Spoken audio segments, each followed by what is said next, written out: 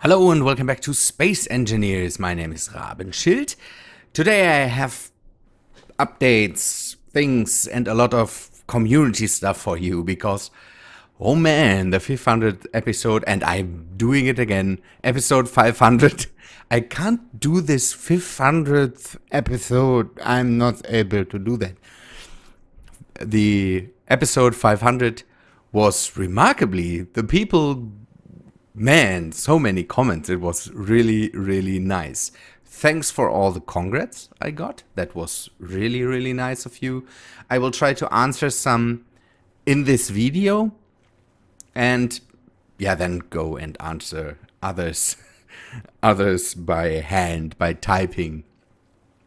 So I worked a lot in the meantime. And I did some work with the crawler just a bit. I did some work with this ship just a bit, and yeah, I had to go and work with the trike, and let us take a look at it.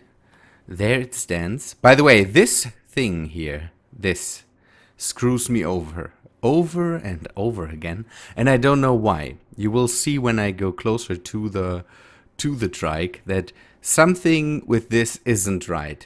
I know that I farmed some stone there, but you can see that this just vanishes when I'm coming close to it. For some reason, my character doesn't mind going through that. By the way, sorry for the bit of lag. I have Chrome open next to on my second screen, and Chrome and Space Engineers don't go well with each other. So, the trike. I had to go and had to incorporate the wheels in a different way.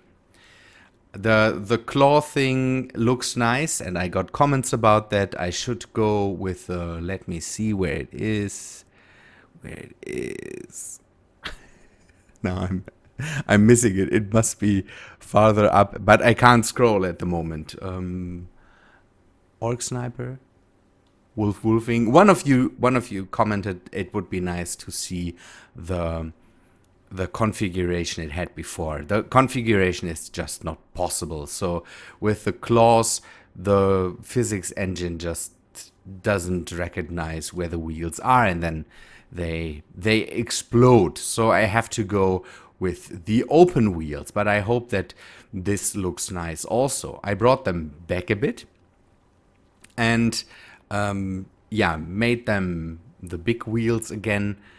What I try to do is bring them up again a bit, so the sloped, slanted appearance comes back. So it looks fast, it looks stable, and it is relatively stable now. I could bring up the speed. I added 2 mass blocks again, and I'm trying with it. I hope they work, and they do a good work from keeping this thing go completely haywire. That's a really, really nice thing. So the landing gear is still there with a piston, so I can still prop it up if I want. And you can see I have this one, we will call it swing arm. I know it's not a swing arm, but I think motorbikes have it sometimes where there is the back wheel has just one swing arm. And we will go with that. I'm not too happy with the back. I had it a bit differently before, and that looked even worse. But now I have it. I was able to make it a bit thinner and make it a bit nicer in the end. So we have here the connector on the top. I removed a lot of the antennas and all that stuff, and I've put it in the inside. You can see the antenna is there, and then there is the repair beacon in it. The connector is here because I tried some things out, how to store the whole thing, and I have this piston here that is able to pull the whole thing up at the moment.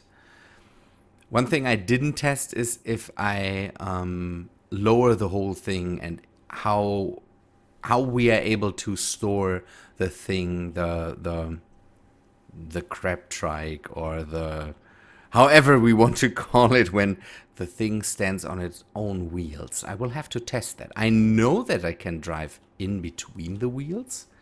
That's a cool thing. I don't know how it is with a back that is the front that is a bit lowered. I will mainly have to enter the thing basically from the back here, but it works out.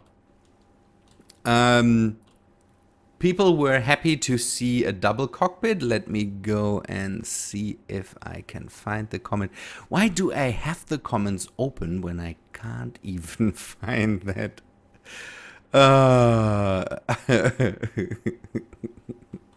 It's crazy stuff. I got a lot of comments that gave me ideas and tips how to handle that. Someone went into the crawler. Matthew Ritchie here went into the crawler and asked about the crawler. Maybe have it. The crawler at the moment is very top heavy. That's what he mentions, and he's right about that. That's why the wheels are so far apart, basically. And he asked if it would be possible to make the cockpit detach and then fly away, roll away, whatsoever. That wouldn't be possible because I can't control the crawler from the cockpit. I could do it with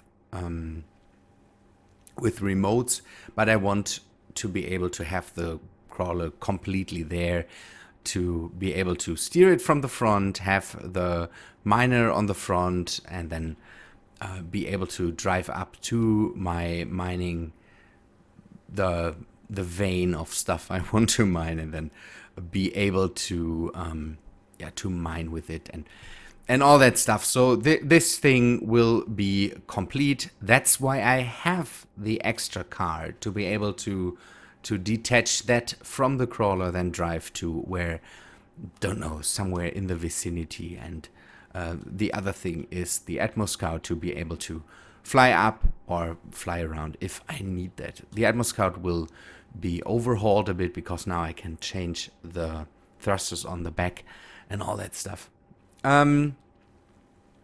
Mr.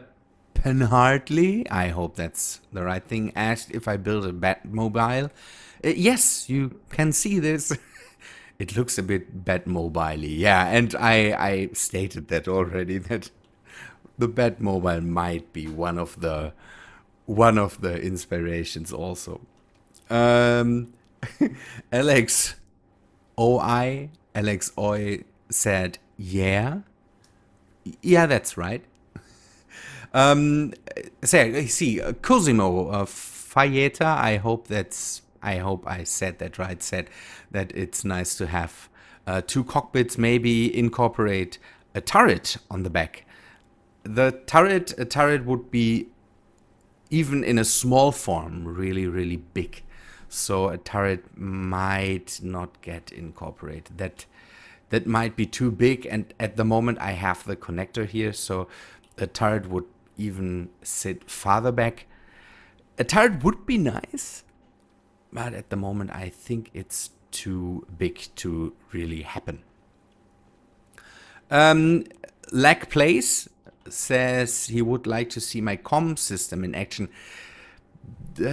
I can't really show a thing there. The only thing I can do is say that the Duchessa, for example, is over 1,000 kilometers away from us, and still I can reach her and can connect to the Deep Space Array. These are the main communications arrays for the area close to the Earth-like planet and the Mars-like planet. They have the big connections on there and spread communications into the areas. Before I had the Icarus satellites were a big chain of satellites that made communication via antenna possible, but with the unlimited, or basically unlimited laser antennas and the big transceivers I have from one of the mods, I was able to turn off the whole satellite array. That worked out. So you can see I can reach the moon base, I can reach the planetary base, and the turtle, for example, it is propped up in close to the asteroid, the former asteroid base I had. Travis Shepard, thank you. Another good video. He says, thank you for that. That's nice of you. Also, General Gamers congratulated me on General Gamer 851. That's said, congrats. Thank you. Let me read that. Congrats on 500 episodes from Matthew Ritchie. Looking at the behaviors of your grids in this episode, I think it's the modded landing gear. The modded landing gear works like the normal landing gear. It has the normal size, so it's not the landing gear. There was a collision box holding up your trike, and it looked like it was on the extended piston gear. Even the problem with I noticed that when I took this thing apart, that parts of the piston still were stuck in there. It definitely doesn't. It's not the landing gear. So the landing gear works completely like the normal landing gear. So it shouldn't be that. The problem with the normal landing gear is that my modded landing gear replaces the normal. The normal landing gear gets replaced by this landing gear. But I like this more, and I had never problems with the landing gears. Most of the stuff comes from, let me do something. Most of the stuff comes from, I opened the G menu to be able to scroll in the Chrome browser. Most of the problems come from the engine itself, and that's what Orc Sniper Wolfing said, for example, that there is problems, seems with when you attach landing gear to a planet, and then that's what Orc Sniper said, that seems to be a weightless ship glitch, that when you attach a ship to a planet, turn the landing gear off, then it seems to be weightless and just hovers up. That's why I store the Atmos Scout up there now. I talked with Wolfing, or we talked basically in the episodes and in the comments about the Dune movie and the Dune games, because he made a connection to the Dune movies with this thing. I know the scene. That's when they recall the Harvester and Leto Atreides, the father pulls out all the workers and brings them into his ornithopter. I think it's called ornithopter. It's an amazing movie. It was not good at the box office, but if you want to see a great piece, a great science fiction piece from the 80s, then watch Dune the movie. And man, if you can stand long books, read the book. So, Orc Sniper was also happy that, not happy, but he was afraid of the boom, the thing flipping in the last episode. Yeah, that's right. I was afraid of it too, but I didn't know that it would just happen, that this thing just flips and then everything goes crazy. Orc Sniper was the one that said I should try to make it work with the front. It will not. So if I encase the wheels and anything, it will just go crazy. So if I don't encase the wheels, I would have to encase them, but give them enough space. But if I give them enough space, this whole thing would look too big with armor. It would be nice if I had the option to have sleeker armor, thinner panels or something like that. That would be neat. Then I could, I think, make that work. But have them open now doesn't. I don't risk the whole thing because I have to encase the wheels. So I will I will keep it that way. Be a bit more careful. Oxsniper also said maybe I could do it in a stream, and you all could join my test world. Streaming is hard for me. My main audience sits in the US, and if I stream for the main audience on Fridays, I would have to do, for example, just have to do evening streams. So I bring my videos at around 11 p.m. my time, so that they arrive for you in your afternoon. And I would have to stream basically at the same time. On the weekends, most of the viewers are not there. That's why I don't do a lot of videos on the weekends, for example, because it's just not. Most people don't watch them even. So my audience is relatively. Oh, I don't want to give my audience to. My audience is relatively old for the normal YouTube audience, so between 25 and 35. That's my target group basically. If I would make faster, harder cut videos with a lot of screaming and a lot of things, I could push my target audience way down. But let's drive around for a sec just to show you that this thing works. I brought the speed up. See this?